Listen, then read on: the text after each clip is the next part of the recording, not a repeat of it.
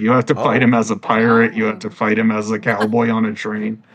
That actually sounds so fun. It sounds really fun. I mean, it is kidnapping. It is stealing dreams. It is psychological warfare. Pete is in drag, so it is also a drag extravaganza. It is domestic terrorism that Pete is inflicting upon these people. So this game has it all. This game has it all. Does.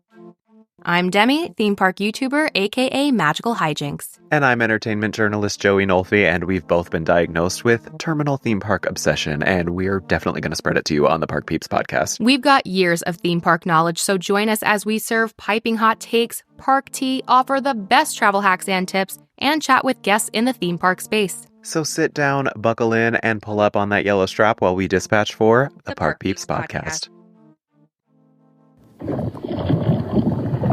Welcome back to the Park Peeps podcast, where we take new pride in luxuriating, lavishing, and generally serving in the underworld as the Hellscape's newly minted Red Hot Lava Demons, fresh from Halloween Horror Nights Hatchet and Chains Demon Bounty Hunter's house. Demi, what is the weather forecast for the next hour in here?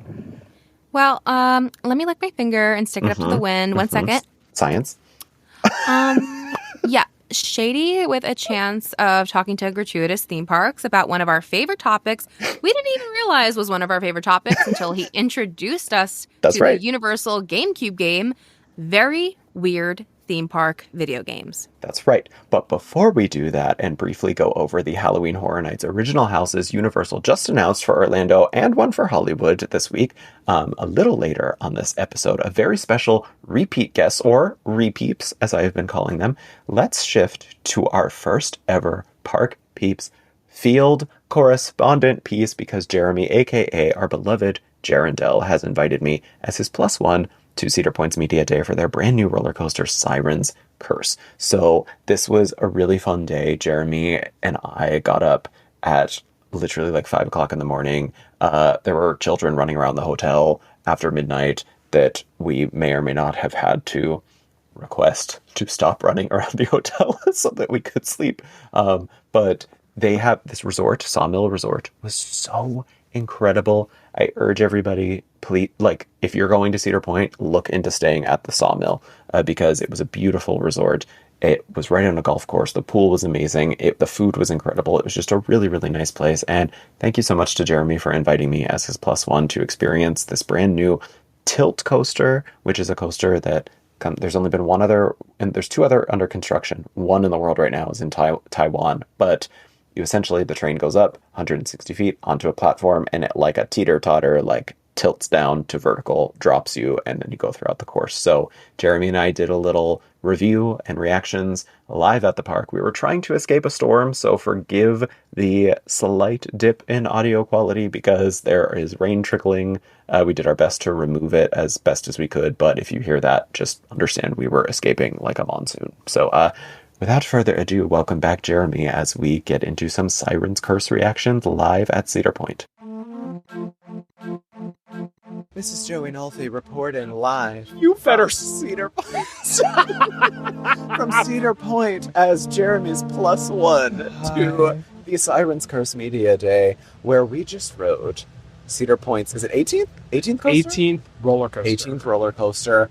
Siren's Curse, which, I mean, well, first of all, actually, I need to say, we have to celebrate this occasion because Jeremy is our first ever repeat. A repeat. You're a repeat. Bye. I'm out. I'm a repeat. I love this so much. No, thank you so much for inviting me, Jeremy. This was a really, really nice trip. Until right now, when it is currently raining. The Siren has cursed us indeed. She did curse us. Oh, the rain is not kidding. The rain is not kidding. She just picked up as soon as we started this. We are under a shed. Literally under a shed somewhere at the moment. By Maverick, which is not operating. Steel Vengeance is not operating. But you know what is operating? Our brains. They are cooking. Correct. After we got off Siren's Curse. You got through it many more times than I did. Because I was editing my social posts, which everybody should go check out. And also you should go check out Jeremy's post because Jeremy posted a really fun video of us, our full POV, where So Jeremy, I floated this idea of like this wind is. Oh, picking not up. only the wind, she's the picking- rain. the rain, the curse, Oh. the siren. The siren really does not want us to. She to has speak about had the it. ride. It's going to be positive though, Miss Siren. Miss Siren. But. So apologies if the audio gets a little weird here because, like I said, we are recording under extenuating circumstances. Correct. But what was I talking about? We were talking. Oh, the serve. Correct. The serve on the ride. Yes. So I wanted, when Jeremy told me that we were getting a POV, I was like, can we just surf the whole time? And just how crazy would that be and how funny would it be? And Jeremy is like, no, I have to, like, I'm working. I'm working. We cannot surf the whole time. And I was like, oh, okay. But then halfway through the ride, I just hear Jeremy scream over at me, Joey, are you surfing? And then, of course, I surf for a few brief moments. So please go watch Jeremy's video on that. And also your YouTube video, too, which Correct. Jeremy is going to have. So Yes. please Hopefully go check tomorrow. out on the Jerendelle channel. But, the siren's cursing. There she is. She's cursing. She just thunder. I don't know. Oh my if anybody- God. These mics are probably not even picking up. They are any of totally this. picking it all up. They're picking it They all up. are. Okay.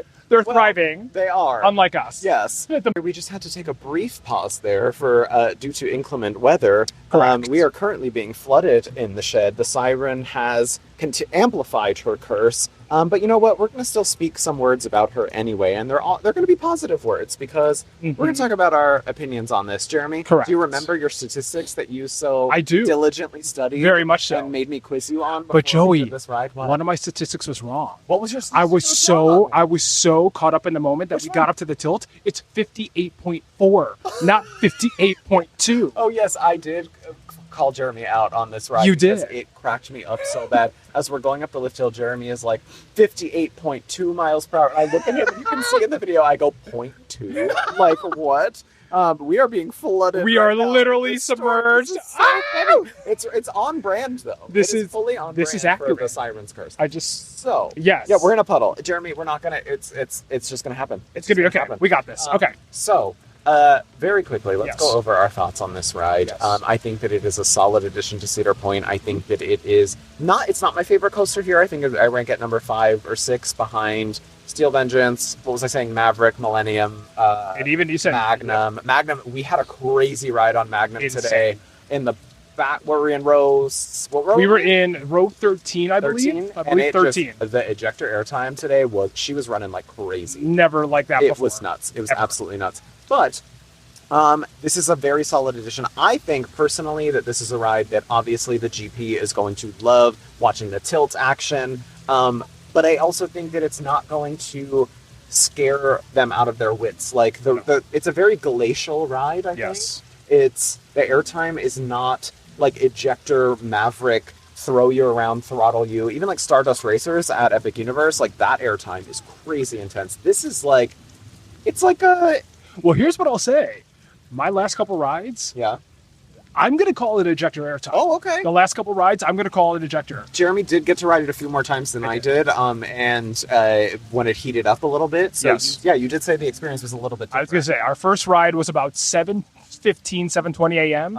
My last ride was a little before 12:30. Yeah. And I don't want to say that I'm sensitive to being but there was a difference between 7 a.m. in the front Yeah.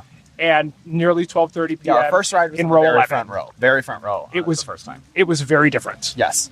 Yes. I mean, because you said that was the first thing you said to me when you got off of it the second time was like, Yes. that thing is hauling now. And then I tried to get on again after I was editing my video, and they were like, we shut it already. And No! but I did get 2 rides. You did. I got front seat and back seat, and I will say, with my whole chest, back seat, I think you might agree, even I would. after riding it as many more times than I did, that this ride is a backseat ride. 100%. It's like, because you go up higher on the tilt. You do. The drop is way more sustained. And then that whip that you get coming off of that first drop into that first turn is that's probably the most jarring Yes. element on the ride. And Easily. then the whip coming off of the second drop in the back seat is crazy. And that's where I started the last couple rides. That's where I started to gray out a little bit. Yes. That's And where I started to gray out. Which is so weird to me because I usually gray out. Like, I gray out on Hulk, I gray out on Millennium, I gray out on Accelerator at Knott's Berry Farm. I did not gray out on this, but it Yeah. must have been running much faster for you. It felt like it. Yeah. And, you never, it's miles per hour here, miles per hour there, but it felt significantly different. Where Yeah. our first couple rides,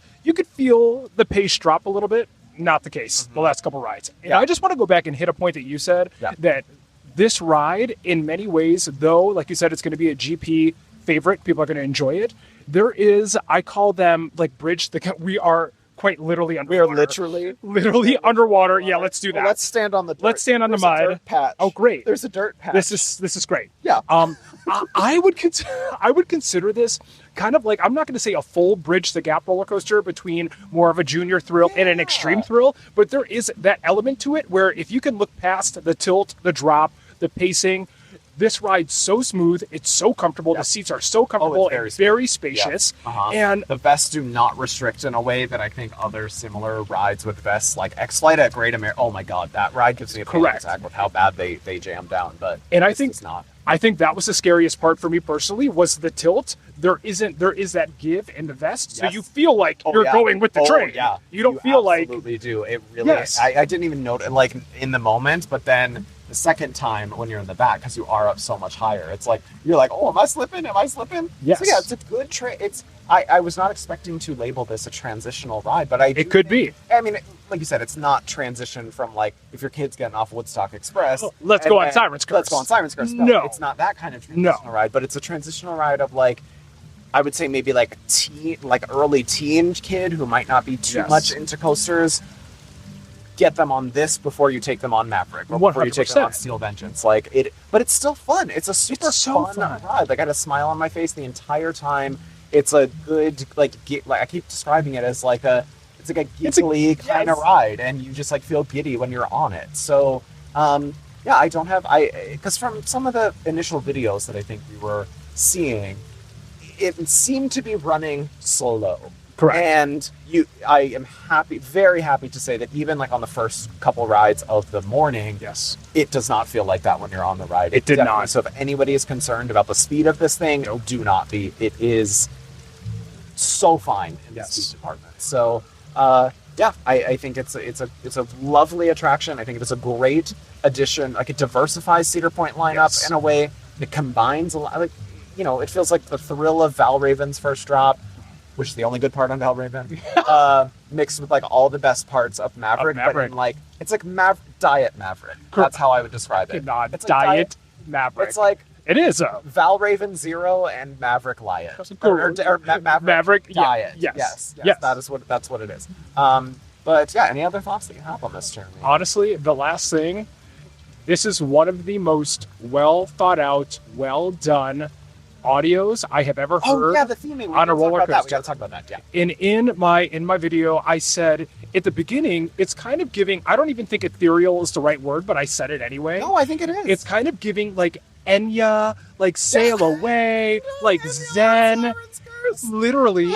And then you start going up the drop, and then Miss Siren comes into the mix, and she's like, Enya. It's Enya. Literally Enya. Provided the soundtrack. They got her. Provide the soundtrack for this ride. And then it's like, so you're having this moment of Zen, then the Siren comes in, she eats you alive. I'm not going to tell you the rest of what the music turns into. Or what she says.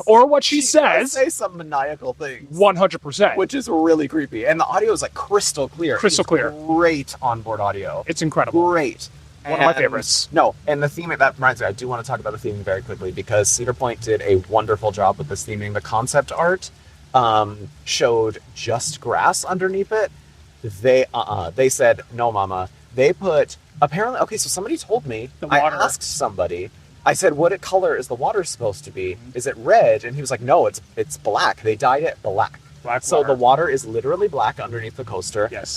It's themed to like a sort of like oil rig shipping yard on Lake Erie situation. There's like freight containers all around. There's oil barrels. Mist. There's mist going under that tunnel. Yes. There is barbed wire going around, actual barbed wire going around the track. The details on the supports. Yes, the details on the supports. The little rust and the algae and the seaweed climbing up the side. It's a very, very well themed ride, and I think that everybody at Cedar Point should be very proud of themselves for this. 100%. This is a great addition to this park, and I'm so happy that you invited me, Jeremy. Thank you so much. I could not be happier, and I knew what this roller coaster meant to you too. Yes. So to get to share it with you is so special.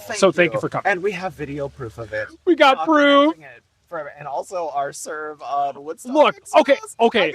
But look, first of all, the serve, but what Joey left out was, I was honestly prepared to serve the house down boots with you, Yep. But when I tell you the scream, if you haven't seen it yet, the scream, we both scrumped the first time the train released us down the drop. Oh, it was good. Game over. It was good. It was good. Hilarious. I was talking about our serve on Woodstock Express. That was boots. But you all need to see our photos from Woodstock Express because we totally served. Glambot Woodstock Express, that is the next. That's it. We are about to start. 100%. So, yeah, Tower of Terror, your days are numbered. Sorry about it. Yep. Woodstock Express with Glambot Jr. is coming into the mix. That's right. Well, Jeremy, tell everybody where they should watch your videos. Thank you very much for asking. You can find me on social medias at Jerendelle. Instagram is Jerendelle_official. And yeah, Jerendelle on all socials. Official. I know. I had to. I had no choice. We didn't run into, okay, I have to say this. Yes. We didn't run into any of his fans today. So this I didn't know that's what you were going to say. Milestone. I didn't know that's a what you were gonna say. milestone. Because anytime I go to Disneyland with Jeremy, it's like literally every 5 minutes. They're like, Jerendelle, I love you so much. And I love them so much. And then I'm just standing in the corner like, yep, there we go. There we go. But you know what? Today it didn't happen. Today was a different day. And you know what? That's okay. I miss my Disneyland fam, but it's okay. Today was a great day. No, you did have one, actually. We did, yeah. You did have one. We did. That very nice lady. She was so sweet. Yes. Rachel! Yes. Love her. Very nice. All right, Jeremy, thank you so much for doing this. Thank you, Joey. Bye. Bye! Thank you again so much to Jeremy, aka Jerendelle, for inviting me, and to Cedar Point for an amazing media day for Siren's Curse. Now, the main event on Park Peeps today is the opposite of a Siren's Curse, but I have to say our next guest's online theme park memes and his stunning video game collection, as we learned about a few weeks ago when he was a guest on Park Peeps, is easy to be seduced by like a siren song. Here to break down some early HHN houses and introduce us to his wild collection of theme park video games, please welcome back another repeat, the hilarious John Metzdorf from Gratuitous Theme Parks. John, welcome back. Hi, John. What's up, fellow gamers? Thanks for having me back. Yes, fellow gamers, Demi, do we consider ourselves gamers? I mean, I like Hitman and some Mario games, so I'm going to say yes. But you know what? Yes, I agree. I got my Tomb Raider, I got my Kingdom Hearts, I got my Resident Evil. I've actually been falling asleep as white noise to Silent Hill 3 walkthroughs for the past 2 weeks. John, is that weird? No, John's okay, that's completely normal. Completely. John's I'm exiting the pod. I have signed on with a bunch of freaks. Yes, goodbye. What an episode. What an episode. But no, thank you so much for being back again. And before we take a peek at what I am sure is a unhinged collection of theme park video games, which I'm very excited to get to, I do want to, just because we had so much news this week, I want to briefly go over some HHN original houses we just heard about from Universal Orlando, and actually one from Hollywood too, that I believe they announced yesterday. So in addition to the IPs that they have already announced, which are Jason Universe, Fallout, and Five Nights at Freddy's, which is not confirmed to be a house. It is not listed online under the Haunted Houses section. They just say it's an experience, so we'll see how that plays out. But the original houses, we have Gulkin, Monsters of the North, Grave of Flesh, Dolls, Let's Play Dead, Hatchet and Chains, Demon Bounty Hunters, and El Artista, a Spanish haunting. And also they announced for Hollywood a Monstrous 3, Ghosts of Latin America. So that is the threequel to the other Monstrous houses. So, John, what is your overall impressions of these original houses that they have announced so far this week, and which one are you looking forward to? All the original houses look sick. I'm excited. Yeah. Yeah. I'm probably most excited for El Artista. I can't roll my R's, so I'll just say El Artista. El Artista. But yeah, it feels like kind of Haunted Mansion vibes, it seems like, so I'm into it. Yes. Kind of Guillermo del Toro-y too. I was getting that feeling from it. I think that one's going to be because we haven't gotten an announcement for a Universal Monsters house, and usually I always get from Universal Monsters, there's some sort of gothic beauty that sort of contrasts with the horror of it, and I feel like we're going to get that from this house this year, so that is also what I think is my number one. But Gulkin 19th century Spain it's set in, so that's probably a good sign. Oh, it's going to be beautiful. It's going to be absolutely beautiful. So yeah, John, Gulkin El Artista is your yeah, Gulkin. That is, I mean, that one, just the art blew my mind for that diva who's serving in the cold with her little claws. I'm just yeah, that's going to be my house, I think. Yeah, that looks rad too. Maybe it'll be that house, you go in and you feel that AC hit you. Yes. Yes. Yes. Demi, which one are you most excited about?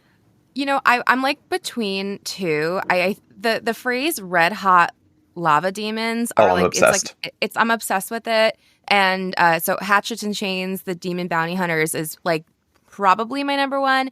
But I love a doll's house too, because I don't find Protect the dolls. not the Ibsen play, which is a good play, but I mean just the Dolls Let's Play Dead house. Because what I like about it is that you are about to become the doll size. So it's not just like you're looking at dolls and there's creepy dolls. Like, I don't find dolls particularly like that creepy, but maybe if I'm their size, oh yeah. Because have you ever seen like my little cousin had one of those like 3-foot dolls, and she would have My this size. corner, and it's horrifying. And so like if that's what we're getting, I'm here for this. Mhm. Yeah. I like that it's continuing the theme park trope of making you turn tiny and putting you into a tiny world. This and Tiana's Bayou Adventure, Dolls Let's Play Dead and Tiana's Bayou Adventure have merged. It's back to like Honey, I Shrunk the Kids Playground or something. Yes, and Body Wars also. So like they're all in the same shared universe, bringing Disney and Universal together. Look at us. And Remy, the shrinking down to the size of a rat. Yeah. Well, the list goes on. The list absolutely goes on. John, I do want to, before we move on, I want to ask your take on something. I feel like you'll be good to maybe sniff this out. Which one do you think? Because we usually get houses that are, most of them are like just straight up super scary and somewhat serious, but we always get like a comedy, campy kind of house. And Slaughter Cinema, I feel like, was that last year. And also Major Suites was kind of funny, I think, too. No, Ghostbusters was that one. Ghostbusters was different on both coasts. Ghostbusters in Orlando, I forget which one, but I remember I did both. And they were both very different. And one on one coast was definitely that campy, funny vibe. And one on the other coast was definitely like very straightforward, scary. So, John, which one do you think this year of these original houses is going to be kind of serving? Dolls or Hatchet and Chains, I think. Yeah, I agree. I know Hatchet and Chains is probably going to have that like whole grindhouse vibe, but I think there's plenty of opportunity for comedy and like a toy house. Yeah, of course. Yeah, and I also think there's plenty of like Easter eggs that we could get in that one too. Like, I mean, Chucky, Megan. I mean, lots of these things that Universal has licensed over the years. So maybe, just maybe, we could see some Easter eggs that we'd have to spot in there too. I also think Gulkin could have potential, because wasn't there like the Yeti one in that like snowy camp kind of situation was kind of campy? I feel like this one could also. I mean, they're talking about you're escaping the belly of the beast. I feel like you're going to be inside the belly of a giant thing. Well, I mean, there's always, my favorite is always the pretty house. Like, yeah. And like, I always go back to years ago with the ship one. Oh my gosh, I just forgot the name. But it was like the New England the violin. Ship. No, I'm sorry, I like totally forgot the name of it. But it was a grave ship. It was set in New England. Like, you walk in and you feel like the feel of like the ocean hitting your face. It was amazing. And so, like, to me, like, that could be the monsters, like the Gulkin house, because like if you're going into like Norway style, like, maybe feel the wind and snow or something, like, that could be the pretty house. Yeah, I agree. I fully agree. Well, we will know here in a few weeks at this point. I mean, it's creeping up. I mean, Horror Nights opening night is 2 months away from the day that we're recording this. So, I mean, it's creeping up. So, cannot be more thrilled about these original houses. I think they're all going to be super great. But Dead Man's Pier, Winter Wait. There it is. We all had the same brain fart at the same time.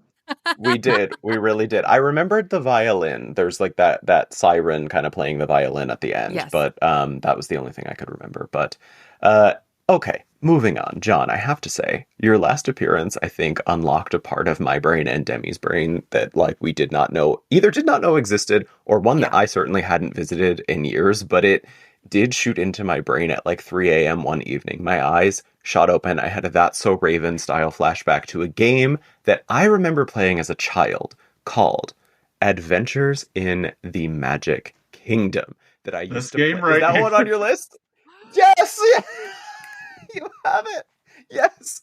Yes! And I was so ready to gag you because I was like, I'm gonna bring out a game that I'm gonna introduce to John and that I should have known better. Yes, of course you have it sitting right there in your pile as we prepare to talk about weird theme park video games with you today. So you remember this game. Did you play it as a child? Yeah. Well, not so much as a child. I was kind of a Sega kid, honestly, growing up. Mm-hmm. But friends had And this had is the for Nintendo. for This is for original. this is for NES? Yeah, original NES. Yeah. Those little sleeves, the texture of the sleeves is such a tactile, like I remember as a 4-year-old just like whipping that game out of that But case and this wasn't on my look at list, it. but I guess we'll go over it real quick since I pulled it out. Yeah, yes, you This is did. probably the number one game people think of when they think of video games based on actual theme parks. Oh, yes. Because it was a pretty popular game when it came out, but it's based on Magic Kingdom at Walt Disney World. It's made Yep. by Capcom, and you play through various levels based on each attraction at the Magic Kingdom. It's pretty. And it's so funny because the Big Thunder Mountain, it's just like, I remember it being like grassy fields as the walkways, and then it's like Big Thunder Mountain is just in the middle of this grassy field. It kind of looks like, those like anthill kind of things like that zoos have sometimes. Well, I know the Pittsburgh Zoo has one in like the rhinoceros compound, but there's like a giant anthill kind of thing situation. And then, fun fact, if you're ever missing Rivers of America by this time next year, you can go and play this Nintendo game, and there is a full-on recreation of Liberty Bell and the Rivers of America, and even 2 little shacks for Tom Sawyer Island. So, a living tribute to Tom Sawyer Island when it finally is gone. Is the powder room bathroom there? We should ask Gabriella. Yes, there is a little green. I pulled up a picture. I'm looking at it now. I'm sorry. There are 3 shacks. Forgive me, there's 1 on the mainland and 2 on Tom Sawyer Island, and the little Liberty Bell going around. There is a patch of green in the middle, so, given old Nintendo Entertainment System graphics, one could make a case. The bathrooms are there, Demi. Use your imagination. We should alert Gabriella. Yeah. I also love that there's, like, on the front of the rides, there's, like, pictures. Like, on Big Thunder Mountain has a picture of a train. Pirates has the picture of, like, a skull. And the castle looks absolutely nothing like the castle. They truly make the Magic Kingdom look like that knockoff Magic Kingdom park in Japan, Nara Dreamland. Do you know which park I'm talking about, yes, John? Of course. That's basically what they make this park look like. Essentially, for people who don't know, Nara Dreamland was a park that essentially is a knockoff of Magic Kingdom in Japan and has like very, very low rent recreations of things that Disney clearly tried to do. And it's quite comical. So if you also ever don't want to pay thousands of dollars to visit Japan, just play this game. You can go to Nara Dreamland as well. Yes. Well, I'm so glad that you had that one at the ready, John. But we did... Dear listeners, we did ask John to... This episode's going to be a little bit different. We are going to just have John basically introduce us to these games. We're going to give... These are fully blind reactions. Like, we do not know which games John is going to pull out here. So Professor Metzdorf is going to fully educate us on these games. So... Yeah, John, I am seated. Yes, we're seated. We're ready for the lesson. What do you got for us? Let's start with a few, actually. Did you guys know from the stack that there are multiple, not 1, not 2, not 3, not 4, maybe 5 games based on Tokyo Disney Resort? I did not. No, I did not. I did not. Well, I got 4 of them right here. Wow. Of course you do, in that big stack. I have Tokyo Disneyland Fantasy Tour for the Game Boy. This is one of 2 Game Boy Tokyo Disneyland games. This is by Tomy, who also made oh my Tokyo God. Disneyland Adventure. And then what system is that? That's like a big old VHS box. This is Super Famicom, which was Super Nintendo in America. Oh my Oh. God. Wait, what? That is a relic. Yeah, I can actually maybe take out the cartridge here. Got the instruction manual too. But that is so big. This is so Yeah. funny. I am But Demi. I don't understand. It was Nintendo here? yeah, well, it came out in Japan Oh. as Super Famicom because the Famicom, original yeah. Nintendo in Japan was also called Famicom and Yeah. not Nintendo Entertainment System. That was more of an effort to make it like in America more of like a home entertainment thing, like a VCR or something, because of the game crash in America during the Atari era, thanks to E.T. the game. Yes. Which there's a landfill of in Nevada. Yeah. Oh, that awful game. I watched so many videos about that awful game. But this game's actually pretty cool. Basically, the plot is Pete steals all the dreams and Mickey's friends from Tokyo Disneyland. So you got to get them back. So it's psychological warfare and also illegal kidnapping? Yep. And and Mickey's got to do this with nothing but his supply of water balloons and helium balloons. Natural offensive weapons, yes. There's a mechanic. The water balloons are for attacking the enemies, but the helium balloons help you traverse the levels. You can like blow them up and float, and then pop them to shoot forward. And this is all set in Tokyo Disney? Yep. And honestly, this could have came out in America with just like some different translation because he just goes to each attraction. There's like Splash Mountain, Pirates of the Caribbean, Haunted Mansion, Big Thunder Mountain level, I think. But each level, Pete is dressed in a different outfit as the boss. So you have to fight him as a pirate. You have to fight him as a cowboy on a train. That actually sounds so fun. It sounds really fun. I mean, it's not as good as something like Mickey Mania, but it is a pretty fun, weird little game for Super Nintendo. So all the things that you just described, it is, like I said, kidnapping. It is stealing dreams. It is psychological warfare. Pete is in drag, so it is also a drag extravaganza. It sounds like it is like domestic terrorism that Pete is inflicting upon these people. So, I mean, this game has it all. This game has it all. It really does. Wow. I recommend it. John, wait, so that's another one of my questions is you just have all of these old systems and do you plug these things in and you just play them randomly? No. I do have most of these systems, but I'm about to tell you about a game that I do not have any way of playing whatsoever.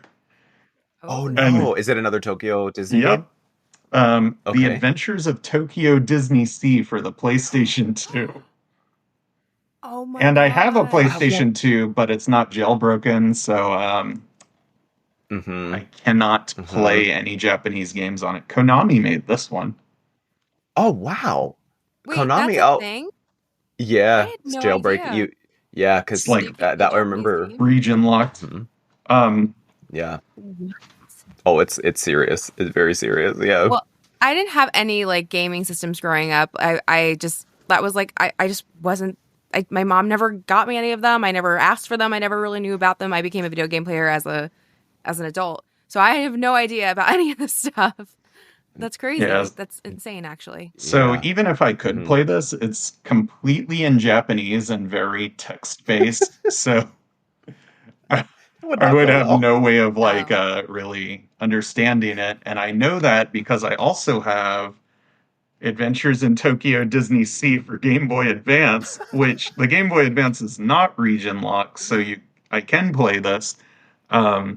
This one, the PS2 version, is more about being educational and taking you around and teaching you about the sea and history and Jules Verne and things like that. And it's hosted by the genie from Aladdin. But Who is this fierce lady? Who is the fierce blonde lady Yeah. on the front? She looks like some sort of Yeah, goddess looking over the sea. you know, since I haven't played this, I can't say much, but there are original characters, including this blonde lady, which I believe is some kind of goddess. And there's a professor and his robot companion in the game that, you know, put you on quests and stuff. But yeah, this is more of like a light platforming, educational, it's kind of like a time capsule of early 2000s Tokyo DisneySea too, which is kind of cool. Yes. Have you watched YouTube videos? Yeah, there's lots of cool like full recreations of areas of the park, which is really neat to see. But you know, in PS2 graphics. But the Game Boy Advance version I did play, and also very text-based, and I do not know what to do. But it's more of a collection of mini games, and more like Mickey and Friends kind of, you know, for kids, fun, easy. I mean, you going can game. open up that Translate app and take pictures of everything it says. It'll take you 1,000 hours. It's a lot of freaking work. I'm not gonna do it. I mean, hey, we're dedicated here on the Park Peeps Pod. We'll wait. We've got 7 hours. But yeah, that's my collection of Tokyo Disney-based games. And we are a 3-person team here. We can do this, John. We can do it. And there is one other for the original Game Boy, which I don't have, but it's a Tokyo Disney game as well. Love that.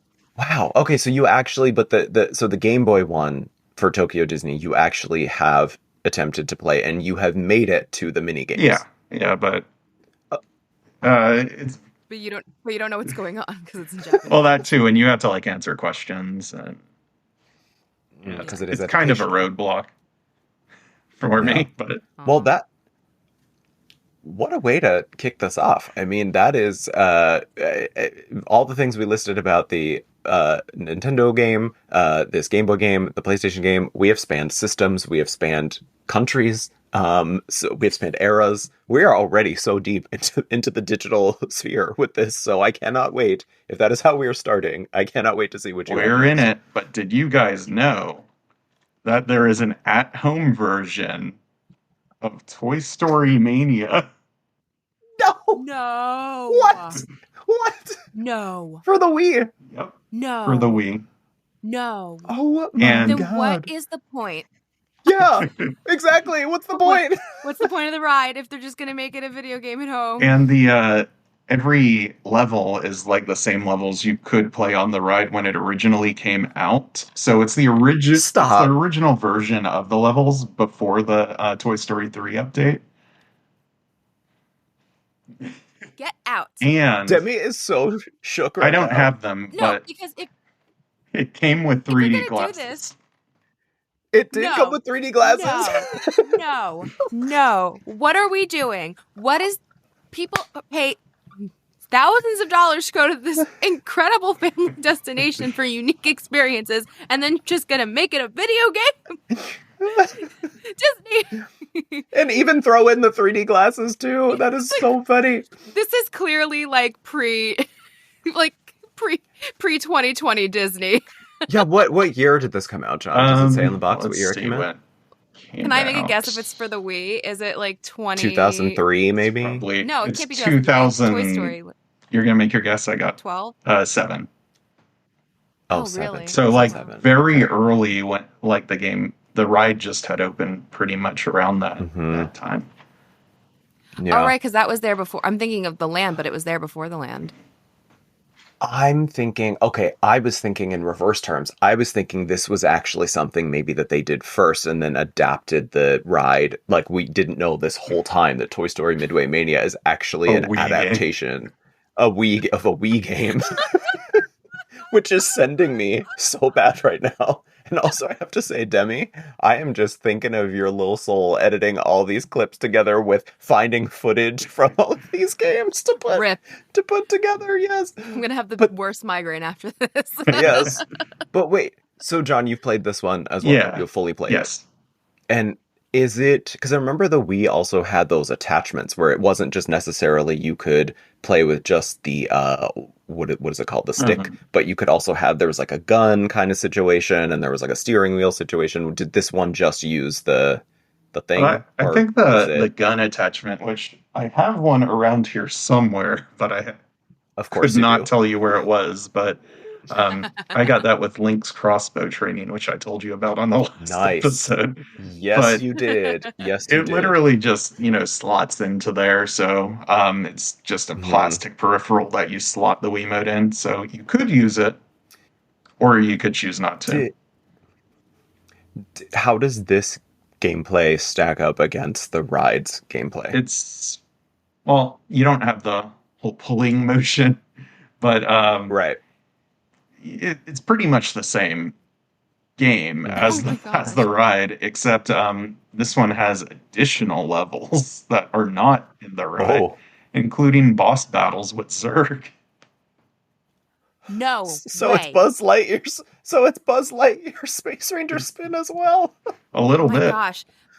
Honestly, like I just complained about like Disney, what are you doing? But like honestly, Disney, why aren't you doing this more? Like I want to be able to do things like this at home. Like especially with the people who don't get to go all the time. Like, could you imagine like to be able to like pretend to be on a Disney ride Well, in your own home? I, Oh I my gotta turn you gosh. on. There's an official Minecraft download DLC for Magic Kingdom, Stop. Oh, and you can wait! It's yeah, official. it's official. Disney licensed Minecraft to make a full Magic Kingdom in game. So it's professionally made, and you can watch the original version of the Country Bear Jamboree in its entirety. You can ride. Oh my You god. can ride the Haunted Mansion in its entirety. You can ride Pirates in its entirety, but in Minecraft. All So right, they're I'm like the leaving. little blocks. Goodbye. Goodbye, Yeah, guys. so I'm it's out of like here. I'm gonna go blocky, do this but right now. it's the full rides. And it came out pre Tiana's Bayou Adventure. Splash Mountain was still open during this time, but you cannot ride Splash Mountain in the game. But Tiana is outside doing meet and greets. See this? That is That's the so greatest thing. hilarious. But this is also, I remember a few years ago, Disney announced that they were going to be expanding more into the sort of digital world with things. And I don't know if we've gotten too many advancements on projects like that. I am assuming this is one of the things that they maybe meant that they were going to be looking into doing.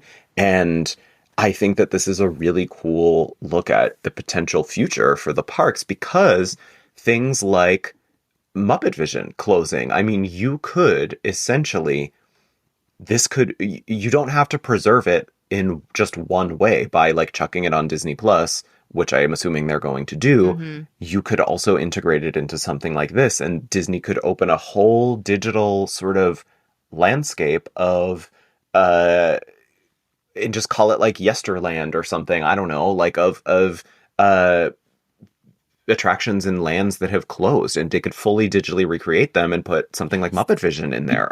That's Yeah, a lot of people like rolled their eyes when they announced that big cooperation with Fortnite, but mhm. I think that could be a good way of doing something that preserves attractions in perpetuity for people to experience Yeah, Yeah. I in mean, some way. my if I ever get a chance to get on a time machine, the first thing I'm doing is going back in time to ride a Alien Encounter, because I try to go look at videos. I never have to ride it, and I try to look at videos, and it's really hard to kind of like comprehend of what's actually happening with those old grainy videos. And I wish that there was like a way to preserve something like that for people to experience once the ride is gone. Well, most of It's a it's great in the idea. dark, but I guess, but like I don't know. um, Like maybe like even the way of like I know there's like things that are supposed to be like happening to you like on the seats or stuff, and if there's a way to make that happen, I don't know. what I want them is to somehow preserve "Sounds Dangerous" by Drew Carey. Sounds Wait, dangerous. I don't think I know what that Oh is. my god. It's a I can't with you. weird ASMR attraction that was at Disney's Hollywood Studios. It's where those Mickey Mouse shorts are right now. No way. I'm sorry, that's really sending me because you are, I think, the only person in history who has ever uttered the words of, like, we need justice for, like, it sounds dangerous with Drew Carey. Oh, my God. That really hit me at the right time. Thank you for that, John. You're welcome. I mean, yeah, I would fully, I've never played Fortnite a day in my life. I've never played Minecraft a day in my life, but like something like that, I think is a good way to bridge the gap because like even Demi just said like, there's attractions that I have never heard of. There's attractions that Demi has not heard of. Like what better way to go into history and to experience these attractions that... While we're on the subject of Minecraft, I just wanted to also say the same studio that made the Walt Disney World expansion for Minecraft also has a Universal Studios expansion for Minecraft. Oh yeah, I did see that. Gosh.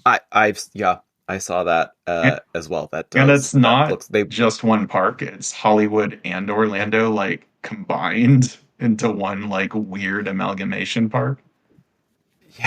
Yeah. But I mean, it's one thing I would like to see. Okay, let's take the collab even further.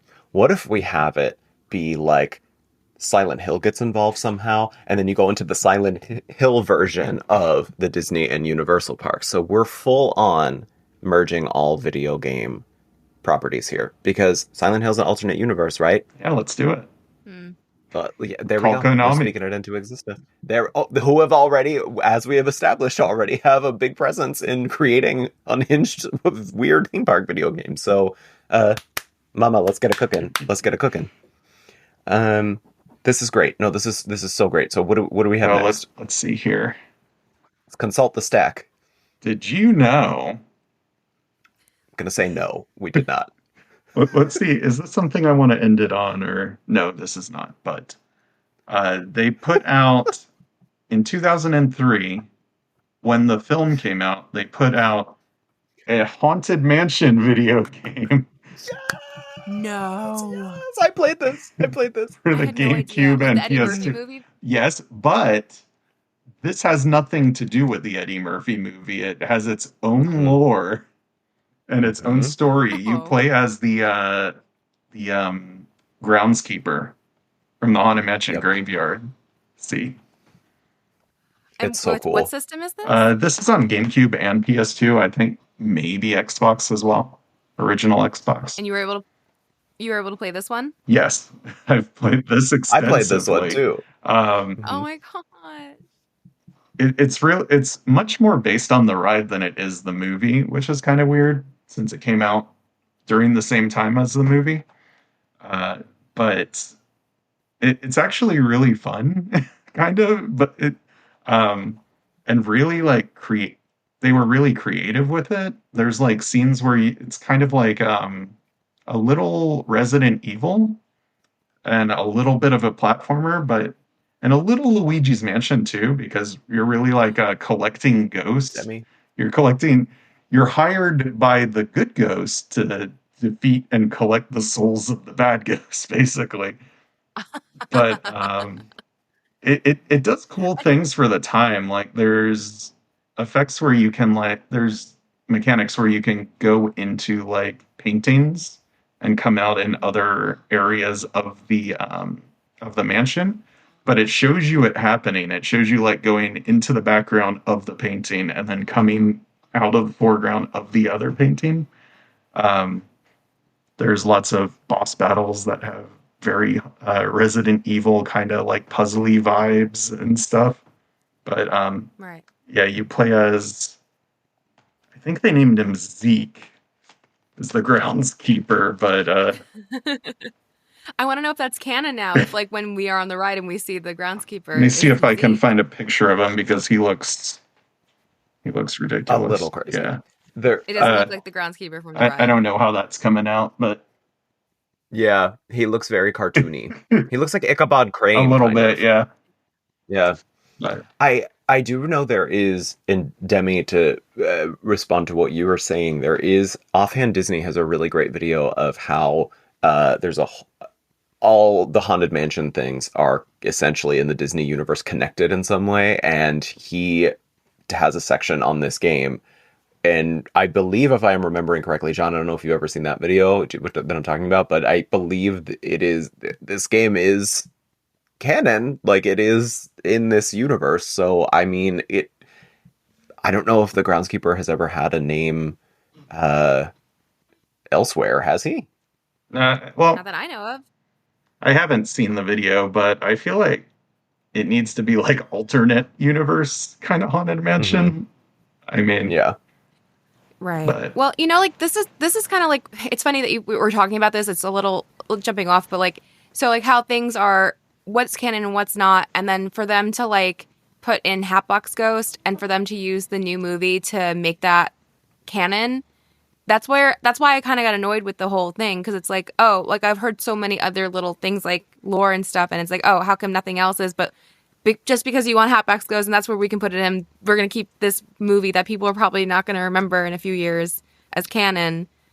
I don't know. That's just me. But Yeah. The Hatbox Ghost is... Wait, did you see the new movie?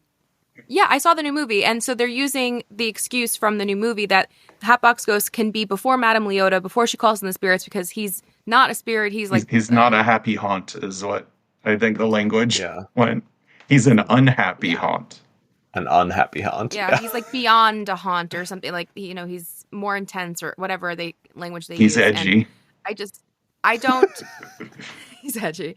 I don't really, as much as I like the Hatbox Ghost effect, I don't like how it affects the story. Same.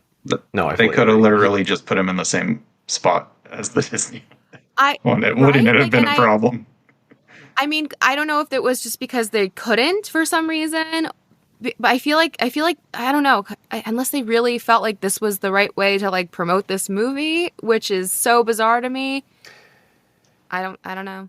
Because they're not even similar. Like the Hatbox Ghost, Jared Leto's Hatbox Ghost doesn't even look like the one that's in the ride. So I could see, and I hope they would never do anything like this, but I could see if making that excuse, if they fully leaned into recreating it and making it look like the Jared Leto Hatbox Ghost that was in the movie, but it looks like the old traditional Hatbox Ghost. It doesn't look anything like the one in the new movie, so it's very strange that they would do that. And I remember thinking that the last time I was at Magic Kingdom and riding Haunted Mansion, coming out of that attic scene and being like, they could have just put him right there. Yeah, he was right there. And it takes away from the endless hallway and the candle and I think they took away the chair completely with the chair. You didn't even look Was at it the candelabra? you don't even look at the endless hallway anymore because you're looking at the Hatbox Ghost. Hatbox Ghost, yeah. That's why it really bothered me. Mm-hmm. Well, Yeah. What are you gonna do? Well, now you got us mad, John. Oh, with I'm this, sorry. Haunted But Mansion the game's pretty cool. You should play it, Demi. Yeah. Especially I if wanna you're play it. a Luigi's Mansion fan. It's not as good as Luigi's Mansion, but Fan, like I play the game, okay. but I don't know if I would call myself a fan of Luigi's Mansion. I love the aesthetic of it. The gameplay is very simple, and but I guess it is meant for children. But I mean, maybe there's a way to play this like ripping it from like online, because I don't have any gaming consoles. I only play everything on computer, because I would love to play this. I mean, if you want to be a pirate, I guess. Oh. Who doesn't want to be a pirate? Who doesn't want to be a pirate? Honestly, Pirate of the Caribbean, not illegal pirate. I don't want an illegal pirate. I meant purchase, like on purpose, like For the museum. Purchase for the museum. Mm-hmm. Mm-hmm. For the museum. I meant like buy. I literally meant like buy it on like Steam or Epic Games or something like that. I really doubt didn't it. mean to pirate. I honestly doubt it. Oh, okay. Yeah. Yeah, because I don't know if there's enough interest in it beyond like people like completely unhinged dorks like us. Like I don't think there's anybody out there in 2025 that's like, I think the general audience is probably not like, where can I get y'all? You remember that Haunted Mansion game from 2003? You know what? I'm telling you right now, even if it's a new version or like they did a remastered and like added some things in, do you know how huge the Haunted Mansion is for fans? That game would be sold. Are you kidding? Put it on Epic Games. Put it on Steam. I'm telling you, people are gonna buy it. Yeah, because the 2003 movie is still super popular. So, I mean, I like that movie. Yeah, I do too. I like it too. And the The Haunted Mansion, the game that I briefly brought up last episode, the Disneyland Adventures for Xbox, where you can still see California Adventure out in the front of Disneyland, their Haunted Mansion, like they pretty much faithfully recreate the outside of that ride. The interior, not so much, but I mean, there are some fun mini games that happen in that. So Disney is fully capable of doing this. So, I mean, I think it also, like, I mean, it comes back to the idea of accessibility too. There's some people that can't experience these rides the same way that others can. And having this as an option is a really interesting thing. Like it makes me think of, there is a park in Europe called Efteling, and they have a new attraction called, oh God, what's Macabre, it called? something. Yeah, Dance Macabre. Dance Macabre. And they have, I saw Theme Park Worldwide, a YouTube channel, they did a video from there when it opened, and the Charlotte, the woman who co-hosts it, she was pregnant at the time and she couldn't go on the ride. And they did a whole segment on the fact that this ride has, in a separate chamber, for people who can't access the regular ride, you sit in a room and they fully play the whole, they have a camera inside the attraction and it plays, so you get to experience the attraction while sitting essentially on a bench in a still themed room. So there are endless opportunities for what parks could do by embracing this kind of technology and recreating these digital spaces, whether it's at home or inside the actual parks. Like there's a real opportunity here. You know, Universal does that with Despicable Me, Minion Mayhem. There's non-moving seats in the front. Disneyland does that with one of the worst rides of all time, Finding Nemo's Submarine Voyage. Oh, they do? I didn't realize they did it with Finding Nemo. Because it's that ride's completely not handicap accessible whatsoever. Yeah. But they do have a separate room that you can watch ride through, basically. YouTube ride through of it. That's cool. I had no idea that they did that for the submarine voyage. I would actually love to. Can you just go in that if you want to, and not because I just don't? I'm sure you could if you asked the cast member. I might have to try that next time I'm at Disneyland. I think that would be really cool. I would love to see something like that. Well, thank you for educating me on that too, Professor John. Professor John just educating left and right here. All right, should we move on? How many more do we have from you? I mean, I got a lot, but I kind of narrowed it down a little. Yes. Are we at our finale? Yeah, this is probably good for the finale. This is Walt Disney World Quest Magical Racing Tour. What the hell is that? What for PlayStation? For PlayStation 1. It's also there's also a Game Boy version, which is very different. I don't own that, but the Game Boy version's like a side scroller, but this is a pretty confident Mario Kart clone. Wow. Where you go through the various attractions of Walt Disney World, including, I wrote down a list. I gotta remind myself get the list out.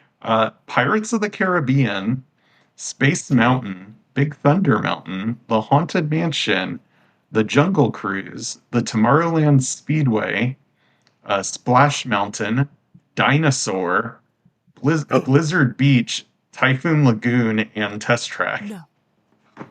10? Wait, old Test Track. Old Test Track. Well, also, weirdly enough, you would expect the Test Track course to be a racing track. Yeah. It's one of those battle tracks, like in Mario Kart. Oh, really? Yeah. That's one insane attraction that lends itself well to this game already. They changed it. Yep. It's very strange. But yeah, it's a lot of fun. And I used to play this game quite often growing up. Especially the Haunted Mansion track is really cool. It's got its own rendition of Grim Grinning Ghost that plays the entire time. There's a bunch of fun remixed songs throughout of the attractions. And your vehicles change depending on which track you're on to the ride vehicles. So you can ride one of those, the CTX time machines from Dinosaur. Oh my gosh. You can race in it. Your character races in this. Oh my And I know. the dinosaur track is pretty neat too, because it starts off like you're in the Dino Institute and you go through the whole like time rover going back in time thing, and then you're in the dinosaur area doing the race. But yeah, I got a lot of love I for need to this play this. game. It's really neat. I'm And surprised they haven't done like a new version of it. That sounds amazing. yeah, I got really nothing bad to say about this game at all. But Wow, that's a first. Wow, look at us, progress. it's mostly like original characters that you play as, but they're like kind of like the Disney-fied like Beagle Boys Oh type wait. characters. Oh, there we go. There we go. Oh wait, Oliver Chickley? Who's Oliver? Polly Roger. Oh yeah, okay, so they're all like oh, They're all wait, can you original move it over characters. a little bit to the other Oh, side so sure. I can see the Haunted Mansion one? Yeah, who's he?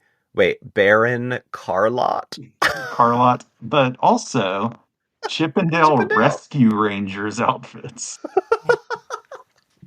And How do they get this do you think Disney was like, okay, you can get Chippendale, but you can't get like here's some more. we'll let you make this game. Here's some more characters. Okay, the Bears, Tiara Damage. Oh, I love her.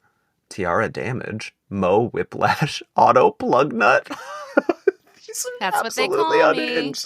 They call me Tiara Damage. And then there's a few unlockable characters. The only other one you would recognize is Jiminy Cricket. Wow. Ooh. I had no, and I was a big PlayStation kid, so like, but I had no idea this existed, and so Mickey and Minnie are not in this at all. It doesn't look like. They're in it, like in the background or whatever. Mm-hmm. But yeah, they're not playable characters. The plot of the game is the fireworks machine for the park breaks, and you have to race around the tracks to collect parts to rebuild the fireworks for the night. For the night, just one night. assuming listen, it won't break again, but right. Listen, I mean, like that's a huge part of your Disneyland Disney experience. You know, you got to get all of your fireworks pieces back to get happily ever after. Let's go. Or I guess back then, wishes. Yeah. Oh God. Jeez. That is okay. So, but how do are you the get graphics? to see the fireworks show afterwards? yeah, that's the big payoff at the end. Spoiler. This is made by Crystal Dynamics, who make the modern Tomb Raider games. Yes. Wow. We are bridging so many different universes here. Oh my gosh. I don't know if we've ever bridged so many in one episode before. This is absolutely crazy. I am definitely going to be YouTubing footage from this. But you said there are unlockable characters, so there's Jiminy Cricket. You said we wouldn't know anybody else. Yeah, they're all original. Like there's no pictures in there, but there's like a robot guy and one other that slips my mind. Mm-hmm. I just briefly want to go over the dinosaur level as well, because can you describe the dinosaur level to us about and what that one's like? Yeah, it's very kind of like PS1 graphic-y, so not too much detail, but yeah, you start off in the Dino Institute. That's where the starting line is for the racers. Mm-hmm. And you go through the whole, like on the ride, you go through that little tunnel that makes you go back in time. And then there's a bunch of dinosaurs and stuff around you, and you race through like around the dinosaurs through their legs and stuff. Carnotaurus is there showing up, but Carnotaurus. Yeah, Carnotaurus. It's pretty neat. And then you do 3 laps, so you go forward in time, back in time, forward in time, kind of. Oh, yeah. That's clever. Yeah. That's really clever. Fun. Does it end with the dinosaur coming down at the end? I gotta play it. I believe so. Yeah. I believe that is in there. But I couldn't tell you for sure. That is so amazing. I just what a treasure trove your memory and expansive knowledge of video games and it is, keeps truly. Dinosaur alive forever. Yeah, it really does. It goes back to what we were saying before. It's a nice way to preserve some things. It preserves Test Track 1.0 in the worst possible way it could do in the worst way, in the worst absolute way. Yeah. But you know what? Don't tell my man these rides going away. Don't tell him. Yes. Oh, we can't tell him. We can't tell him. And you know, we can't discuss anything about the Dino Institute anyway because that's proprietary. So we can't. It's proprietary. We can't discuss any of that. Is Felicia Rashad in the game? No. Yes. Or Dr. Seeker? No Dr. Seeker. No Dr. Seeker either, though? Dr. Marsh. No. Oh. Damn. Okay. Unfortunately, it doesn't incorporate pre-shows into the tracks. Splash Mountain's in the game, so, you know. Is Tiana doing meet and greets out front? No, it's actually in the game. Yeah, the Haunted Mansion level's really neat. It is very kind of faithful to the attraction, like you go through the different show scenes and stuff. Of course, you're going very fast, but you know, you go through the graveyard, you go through the stretching room, the whole thing.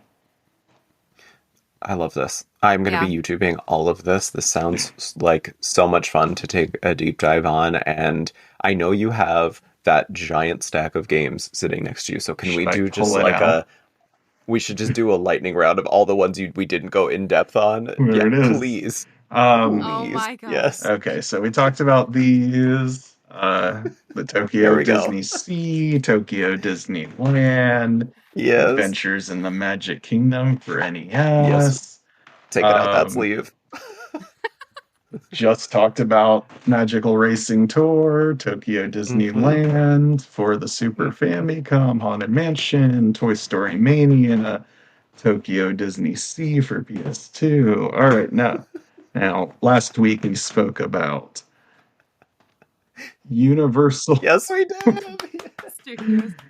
Universal Theme Parks Adventure for the GameCube. But now we're at the bottom of the barrel, and what I got for you is SeaWorld Parks Adventure for the Xbox. Wait. Okay. This is the holy grail, actually. You buried the lead on this one, John. Shamu's Deep Sea Adventure. What? Please tell me about this. Okay, we have to pause on this one. Tell us about this. What do you do in this game? Well, it says it's the ultimate underwater adventure. I can't tell you because I don't have an original Xbox, so actually I don't have any Xbox, so I haven't played it. But I'll read the description for you. Please. I would love nothing more. The ultimate underwater adventure. Battle the evil Kraken and Poseidon the sea god. There's exclamation points after all of these sentences, by the way. So if I'm not enthusiastic, know that there's enthusiasm behind it. Okay. The ultimate underwater adventure. Battle the evil Kraken and Poseidon the sea god. Thrash and smash your way to unlocking special powers. Bravely duel thousands of dangerous sea creatures. Explore the amazing secrets of the lost city of Atlantis. And there's a picture of Shamu with like a manatee. I don't know if he's your friend or foe. But yeah, manatees would be such a menacing villain. It does look interesting, and I love that they did work in. Listen, they worked in some attractions. There was Atlantis. There was the Kraken. There's Shamu. Like this is a full-fledged theme park adventure game. I feel they came up with some IP, some lore, some entertainment. Yes, they did. They did. We appreciate that, and it's so good that we have not played it. I mean, I'd love to. Just got to get an Xbox system? First. This is for Xbox. It's probably on other systems, but this is the one I found. Oh, that's like original Xbox. Yeah. Wow. Okay. We really should just do like a live. What do they do? What is it called? Twitch? There was like Let's play. Park Peeps live Twitch edition playing absolutely insane theme park video games. I think that would be fantastic. I love that. That was a banger of a throwback there. Because I have not, I must have, I used to be like an avid reader of Electronic Gaming Monthly, so they must have had it in there at some point. Of course you were. I loved Electronic Gaming Monthly as a kid. I used to just, oh my God, that was my favorite magazine. Actually, just kidding. Besides Entertainment Weekly, it was my favorite magazine as a child. But no, it truly was that EW was my favorite. But EGM was definitely a close second. So yeah, what a blast from the past there. What do you have any other? What else do you have in your stack? I just got this game. I can't remember if I told you about this yet or not, but it's a Six Flags Adventure. Six Flags Fun Park. No, oh my gosh. Oh, what are you doing that? And which Six Flags? All of them. Apparently, there's a Fright Fest level in this. Stop. It's probably better than the real one. It's a collection of mini games. I haven't played this yet. I just got it a couple days ago, but yeah. Bonus inside Six Flags Theme Park Kids Admission at $29.99 value. Oh wow! At any Six Flags? Does that count for Cedar Point now too? Let's see. Let's see if they included the ticket. I mean, I got this from eBay. See. I need to see. Wait, do you have? Oh. Yeah. Wait. No. No. You absolutely can redeem that. I am so sure that you would be able to redeem I'm checking for expiration date, and okay, maybe not. Oh. December 31st, 2009. Oh. Try it. Please try it. The next that time would be funny Flags content, though. Georgia. Honestly, that'd be funny content. Please. John, you have to do it just for us. I please take it to a Six Flags park. I don't even care if it doesn't do well on the internet. Just do it please anyway and keep it for us. And see if they will take it. They will look at and have somebody. I want you to be filming, and I want somebody to also be filming you, so that we can get the team members' reaction, your perspective. That like walking up with that damn coupon. That would be so funny. But like, would they even look at the expiration? That's the question. Maybe that they'll is just the question. okay. But it does say children's admission pretty large on there, so I don't know. I mean, it'd be like a whole nother thing. Yeah. Find a child and use it on them. Yeah. Yeah, there you go. Yeah. I mean, is that our grand finale? I guess. Should I don't remember. Did I go through my stack? Like, should we do one let's for go clips? through the stack. Yeah. Let's go through the stack. Okay, Rapid fire. Let's reset here. So John has an insane, incredible collection of vintage theme park games. Yes, I want to see the stack, please, right now, sir. Let's rapid fire the stack. Oh Look my at that gosh, stack. that is a stack. Rapid fire stack. Let's go. Beautiful stack. Pretty large. Let's start. You could probably speed this up for the Instagram post, but Tokyo Disneyland for Game Boy Original. Tokyo DisneySea for Game Boy Advance. Tokyo Disneyland for Super Famicom. Disney Coaster for the PC. It says the creator of this one, or the developer of this one, is Walt Disney Imagineering. Ooh. I thought you were going to say Walt Disney himself. I gotta look more into that. Walt Disney World Magical Racing Tour. 5. Adventures in the Magic Kingdom for original Nintendo. Tokyo DisneySea for PlayStation 2. 7. Toy Story Mania Home Edition for Wii. The 8. Haunted Mansion for Nintendo GameCube. Universal Theme Park Adventure for the GameCube. The classic. Six Flags Fun Park for the Wii. And Shamu's Deep Sea Adventures. Longer name than that, but I'm not gonna... For the Xbox. And that's all I have. Well, it's not. I do also have the Minecraft Universal Studios and Minecraft Magic Kingdom. And I have the Disneyland Connect Adventures for the Xbox as well. But digitally. Me too. So. Okay, so that's 15. So we have Yeah. 15. You have introduced us to 15 theme park games. I believe that gets a round of applause. Yay. Yes. Thank Yeah. you. And Nerds everywhere. Thank you, John. there are more out there. So I'm still And you're trying to gonna complete find my them. collection. Hmm. Yeah. I believe that, yeah, maybe there will be a part 3 someday to this this long running. We have now started a franchise. Thank you, John, for starting our first Park Peeps franchise. Thank you. Well, I'm just gonna throw one out there that maybe could be a part 3. Y'all ever play Virtual Magic Kingdom? No. Okay, I'll tell you about that later. Is that To be Wait. continued. is this like are our listeners who potentially Google that going to be met with a shocking surprise, John? Some of them, but I have a feeling a lot of them will be like, yeah, I remember that. This was a big marketing campaign that both Walt Disney and Disneyland collaborated on for a in-browser game with mini games, and you can like customize your characters and your bedroom, things like that. And where's Oh, your bedroom? Is it in Cinderella Castle? It's in its own ethereal plane of existence. which is exactly where mine is in real life. Love Well, that. I can't wait to talk to you about that and maybe do a part 3. I mean, John, this was so fun. So much You've fun. really opened our eyes to some incredible and questionable games out there.